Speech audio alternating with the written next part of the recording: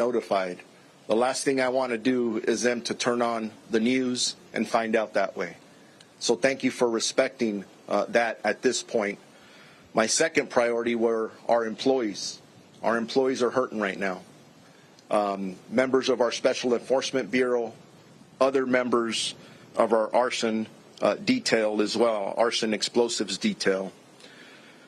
In regards to the details of what happened, I'm going to give you what I have right now. There's a lot more that we don't know than what we do know. But our intent is to look at this from the very beginning and figure out what is it exactly that caused this tragic event. Currently, our homicide detectives are on scene, and they are investigating the deaths that are we are being assisted by the Federal Bureau of Investigation, who are investigating the post-blast portion of this incident. You have seen other vehicles other than FBI. You've seen the ATF here. They will be assisting the FBI as well. I am very grateful to the bomb squad of the Los Angeles Police Department, and I mentioned Chief Jim McDonald standing behind me here. They immediately came out to assist after this explosion occurred to render the devices safe. And just so all of you know, they were just rendered safe within the last minutes, right before we walked out here. So it was still an active scene. It wasn't stable, and definitely a very active scene as we go forward. At this time, we do not know the cause of the explosion. However, the Pacific area has been closed off due to the ongoing investigation. We believe there is no threat to this community. Actually, I could tell you there is no threat to this community.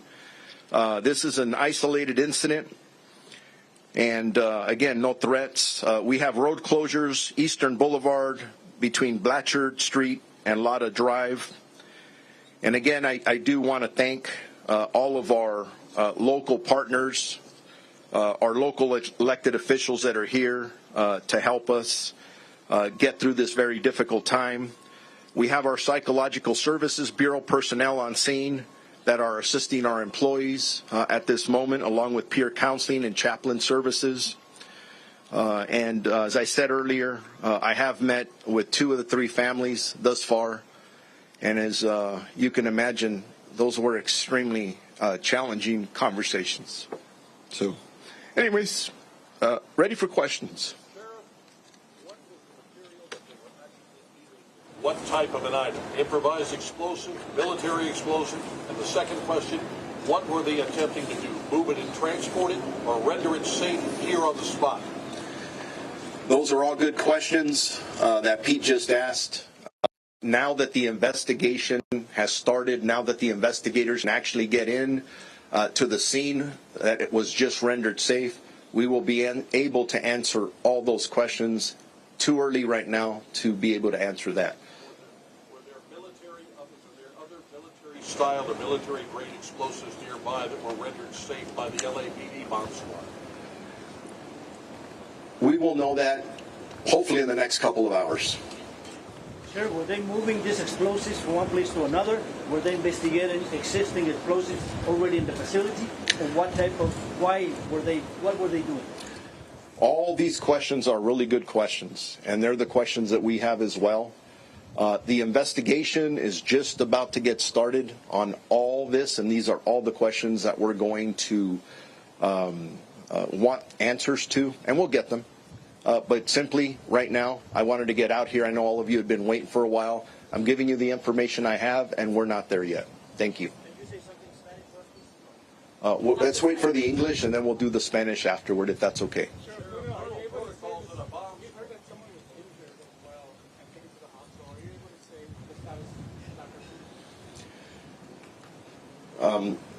Earlier, we had 3 fatalities of our employees, which I call heroes, are very heroic in the work that they do. We had no other injuries other than the 3 fatalities. And just so all of you know, the members of this team, I've heard over and over the word elite being used. I think sometimes that term gets overused. But if you're familiar with our Special Enforcement Bureau, they're the best of the best. And the individuals who work our arson explosives detail, they have years of training. And these members, usually the average calls that they go to in dealing with some very dangerous situations or items average about 1,100 per year. So these aren't people who don't do this very often. They are fantastic experts. And unfortunately, I lost 3 of them today.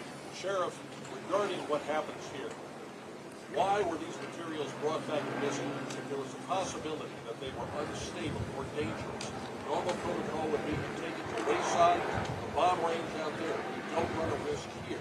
Why was it not done out there, or were they in the process of trying to move this to transport it out to wayside to handle it better? Those are all questions, Pete, that we're going to get to.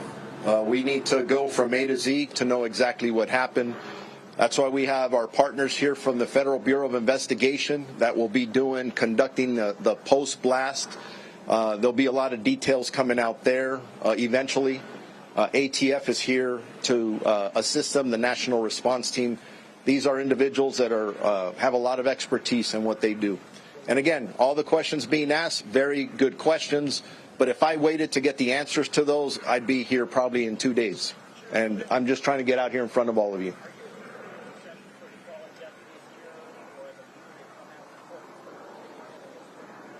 The question is, are we anticipating a procession for our 3 heroic deputies who passed away? And the answer to that is yes. There will be a procession. I don't have any specific information on that, but it'll happen the next several hours.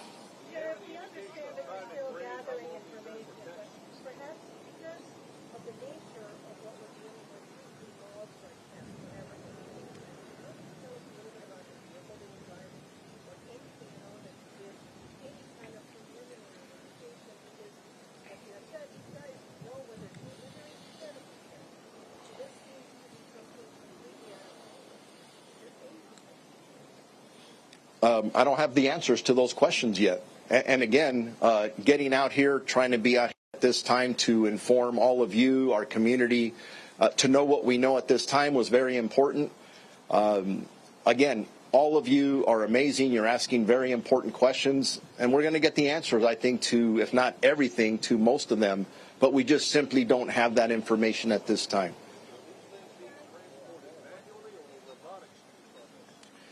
There is currently an investigation going on to determine what happened from the very beginning to the end. I know everybody wants answers. Please understand, we just rendered the scene safe. Within the last 30 minutes, the LAPD bomb squad rendered the scene safe. We have to go back, investigate what happened from the very beginning, and we'll get there. Just not going to happen this soon.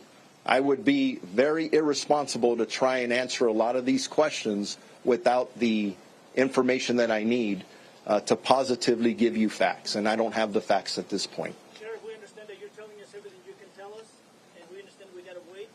By when, roughly, you think you can have another press conference to tell us more information?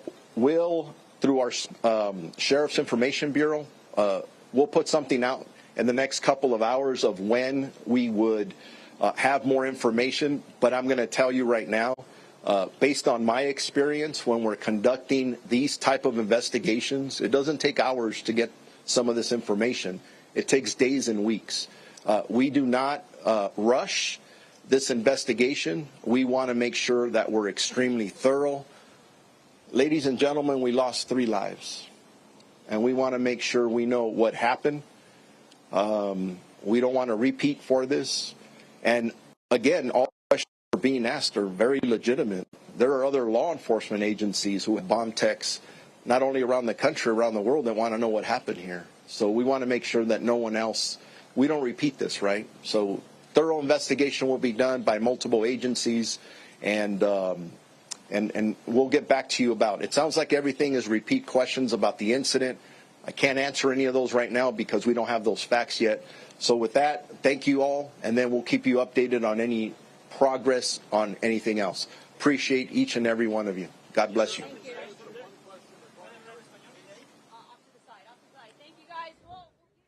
And we've just been listening to a press conference from the LA Sheriff's Department about that explosion that happened earlier that killed three members of the Sheriff's Department. So I want to bring in CBS News Crime and Public Safety Senior Coordinating Producer Anna Schechter. Look, a lot to cover here. And we just heard a lot of what we do know and what we don't know. It looks like the FBI is involved with helping, which we just heard from Sheriff Luna. So talk me through what you've learned from this and sort of what we do know versus what we don't know right now. Sure. Well, still so many unanswered questions, but we did glean from the sheriff there. The FBI is there on the scene, the ATF. Also, they have homicide detectives on the scene. They are also exploring all avenues. So sounds like they still have a lot of questions. That we're a few hours after the incident. They said it occurred at 7:30 a.m. Pacific time this morning. And what our own Rich Esposito, he has sources. He in his own right is a bomb expert. And he doesn't, looking at this, he doesn't believe that this is an improvised explosive device. He thinks it's material, and he's told by his sources, material that was recovered yesterday, and potentially these three officials were moving the material, and while they were moving the material, it just exploded. So a tragic accident, my source at the Sheriff's Department told me. Just a horrific accident. They knew that they had this explosive material. It was not, they were not expecting it to detonate when it did. We also just learned that there are no other injuries, so it sounds like there were just three agents with the Sheriff's Department attempting to move this material that was recovered yesterday. Now, we don't know the circumstances of that. Was that explosive material that was found somewhere and someone called 911 and they were able to recover it and it didn't detonate until this morning? That is certainly a line of questioning that investigators are looking at right now.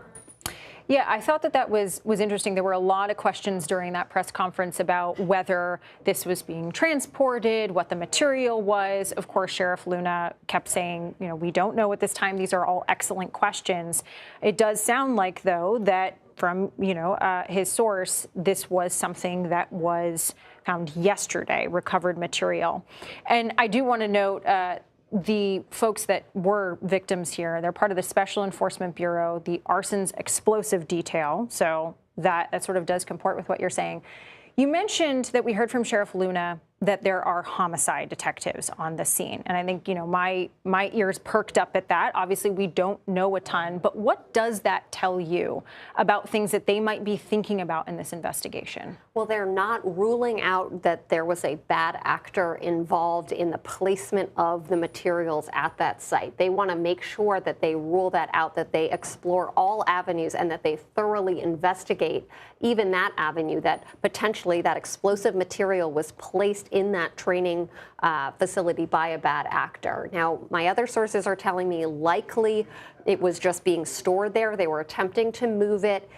He does not believe that this was during a training exercise. Normally, you would have a lot more people involved in a training exercise. So luckily, there were only 3 people there on the scene who were affected, who were killed, sadly, but no other injuries to report. So it sounds like these 3 individuals were trying to move this material that had been recovered yesterday.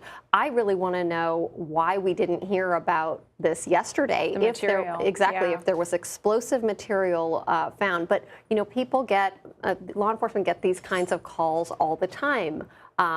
Oftentimes, somebody calls in a bomb threat, something looks like an IED, and it's just some, soda bottles tied together. Maybe the suspect wanted it to look like it, but it's not really explosive. I mean, I see these alerts from the NYPD here and there. So it does happen that people will call in an IED call, and it's actually not that. I mean, this is really alarming that it would explode and actually be deadly. Generally, if you have sort of accidental explosions, it can be fuel, it can be other chemicals used for experiments or preserving materials. Those can be combustible, but generally not in the way that it would be deadly. Yeah, I mean, obviously a lot left unknown. We heard from the sheriff they're going to be continuing to investigate. You have the FBI, you have homicide detectives involved. I know that you are going to stay on this. Sure, very unusual that this would happen. Right. Last time we saw this was 1976 in New York, where a bomb squad operator was moving a bomb and he was killed, a young man in his 20s. This is highly unusual. We still don't know if the 3 who were killed were actually wearing protective gear or not. So still so many unanswered questions, and I'm hoping in the next couple of hours we'll have more to report. And I know you will. You will be with us when we do. And I will just note, listening to the sheriff, you could hear his voice get choked up. These are 3 service or members of the sheriff's department that combined, he said, had over 74 years on the job. So a very sad day for that department. Absolutely. Anna Schechter, thank you so much. Of course. President Trump says he's suing the Wall Street Journal after the paper published an article detailing the relationship between Mr. Trump and convicted sex offender Jeffrey Epstein. Now, the president has taken to Truth Social with several posts, including this one saying, quote, "I look forward to getting Rupert Murdoch to testify in my lawsuit against him and his pile of garbage newspaper, the Wall Street Journal. That will be an interesting experience." Now, his fiery comments are in response to this report claiming that Epstein's friends, including Trump, sent him